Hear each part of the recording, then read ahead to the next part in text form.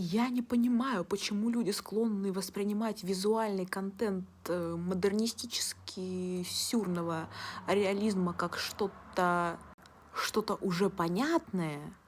Не, я понимаю, Сальвадор Дали постарался, но я же не нарисую себе усы и не скажу: ребят, у меня точно такой же контент, только словесно.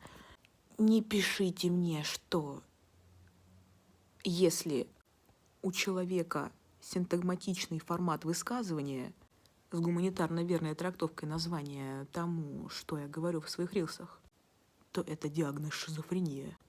Отнюдь нет. Точнее, отнюдь это да.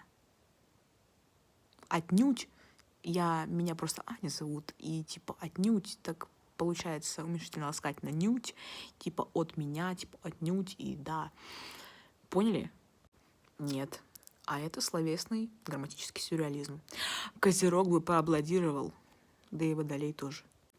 Вот вы знаете, что все-таки к завершению с правильной окольцовкой этого видео я бы все-таки после «Звездных войн» не забредала за пределы фантастики как чего-то сюрреалистичного.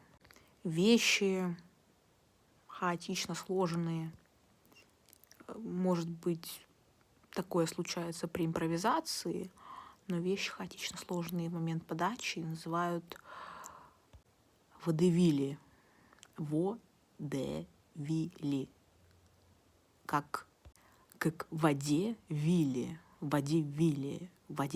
Вы знаете, если немножко перевести чисто филологически, да, от слова feel the world, чувствовать слово, а не мир, да, ну и мир тоже, да, филологи чувствуют слово.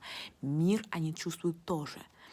И я бы сказала, что водевили звучит как в воде что-то там. Может быть, мусор в воде, я не знаю. Но обычно, если мы обращаемся к снам, которые часто являются водевилями у некоторых людей, почему-то у некоторых персонажей, да.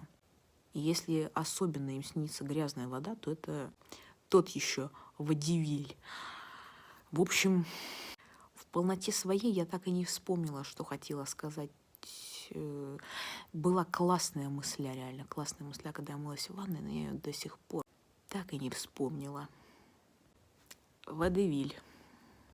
Еще раз, что это?